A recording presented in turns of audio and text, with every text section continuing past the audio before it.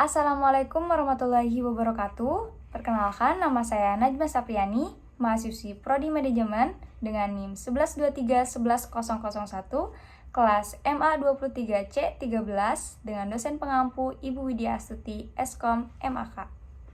Pada mata kuliah Manajemen Keuangan ini, saya akan membahas tentang analisa laporan keuangan. Semoga bermanfaat.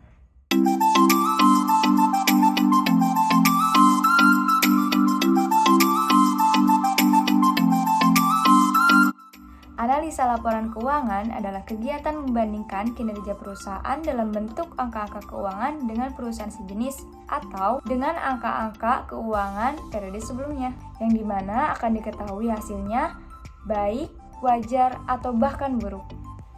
Analisa laporan keuangan juga bertujuan untuk memahami kondisi keuangan dan kinerja perusahaan, yang dimana mencakup 3 laporan utama, yaitu neraca, laporan laba rugi, dan laporan arus kas. Bagaimana sih caranya menganalisa laporan keuangan? Cara menganalisa laporan keuangan yaitu dengan menghitung rasio-rasio keuangan suatu perusahaan. Sebelum membahas jenis-jenis rasio keuangan, di sini saya akan menjelaskan terlebih dahulu apa itu definisi rasio.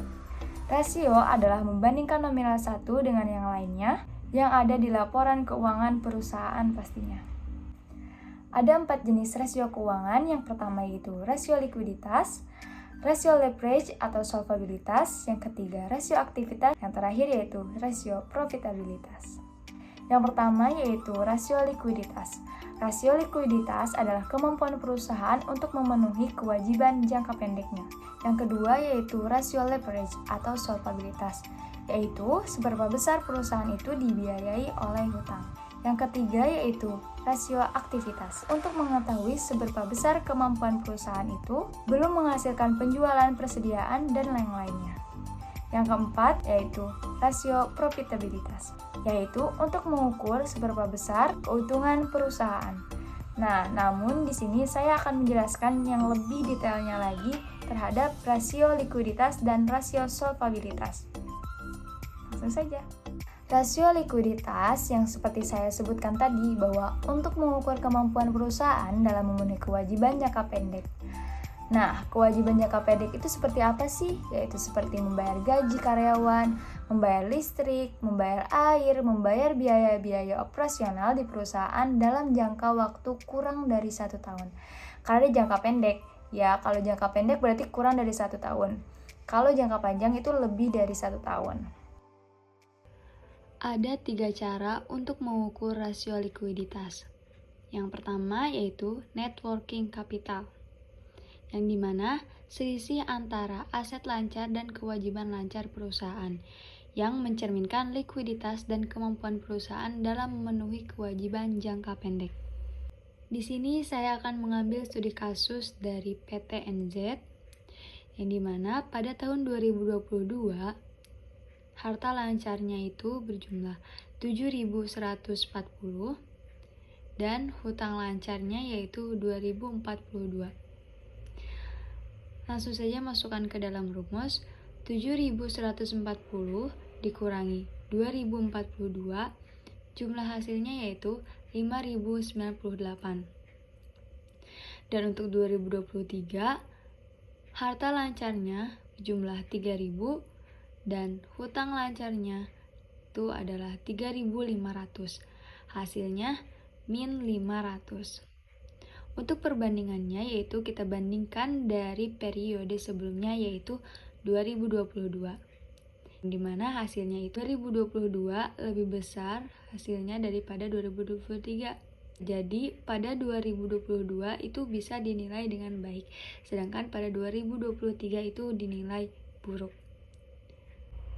Yang kedua yaitu current ratio, yang dimana semakin tinggi rasio maka semakin baik perusahaan tersebut. Untuk rumusnya sendiri yaitu harta lancar dibagi hutang lancar dikali 100. Langsung saja ke studi kasusnya. Pada 2022 harta lancarnya itu berjumlah 7.140, hutang lancarnya 2042. Langsung saja kita masukkan ke dalam rumus. 7.140 dibagi 2042 dikali 100, hasilnya 349,6%. Sedangkan pada 2023, harta lancarnya berjumlah 3.000 dibagi hutang lancarnya 3.500 dikali 100, hasilnya 85,7%. Sudah terlihat hasilnya, 2022 itu hasilnya lebih besar daripada 2023. Jadi, pada 2022 itu bisa dinilai baik, sedangkan 2023 itu dinilai dengan buruk. Yang ketiga yaitu quick ratio. Sama halnya dengan current ratio, quick ratio juga menghitung kemampuan perusahaan dalam memenuhi kewajiban jangka pendeknya. Hanya perbedaannya adalah kalau quick ratio itu tanpa persediaan. Untuk rumusnya sendiri yaitu harta lancar dikurangi persediaan dibagi hutang lancar dikali 100. Langsung saja ke studi kasusnya. Pada 2022, harta lancarnya itu berjumlah 7.140 dikurangi persediaan yaitu 900. Dari mana persediaan itu didapat?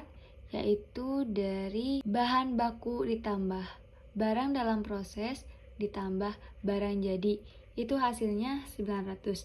Jadi 7.140 dikurangi 900 dibagi 2042 dikali 100. Dan hasilnya itu 305,6%.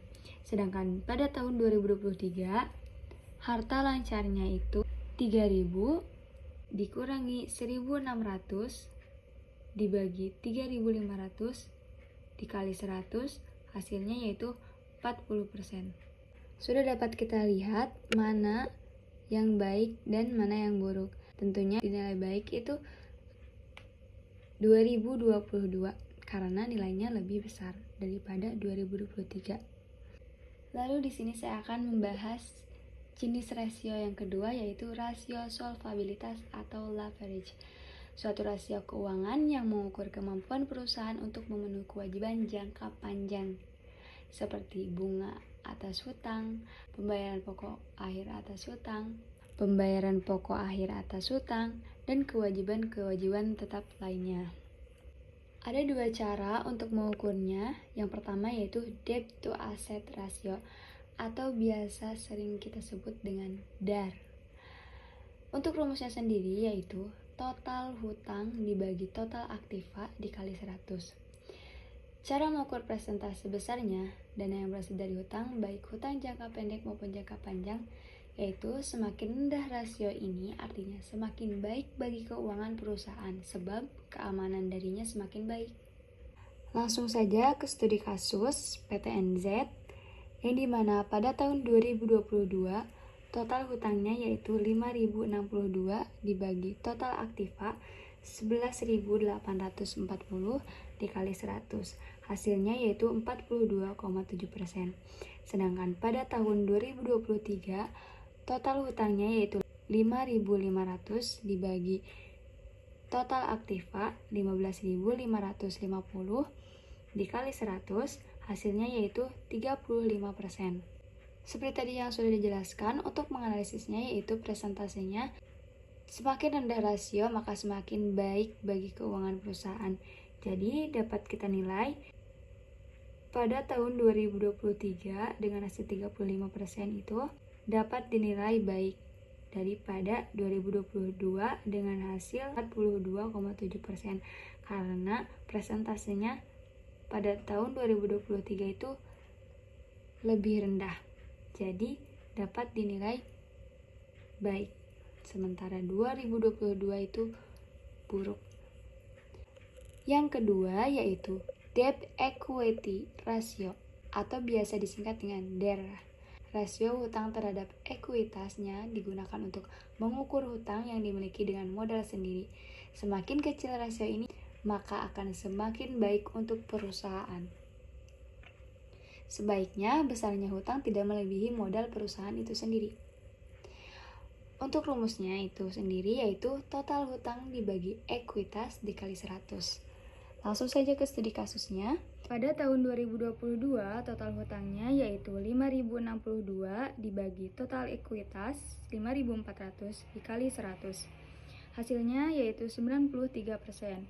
Sedangkan pada tahun 2023, total hutangnya yaitu 5.500 dibagi total ekuitas 7.802 dikali 100. Hasilnya 70%.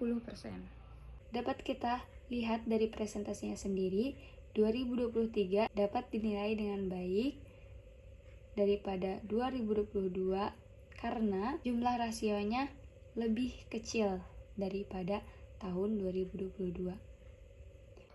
Nah, kesimpulannya yaitu kita dapat menggunakan beberapa rasio keuangan untuk mengetahui kinerja perusahaan, yang dimana kita dapat mengetahui nilainya dengan membandingkan kinerja perusahaan dengan periode sebelumnya, atau kita dapat membandingkannya dengan perusahaan-perusahaan yang lainnya yang sejenis.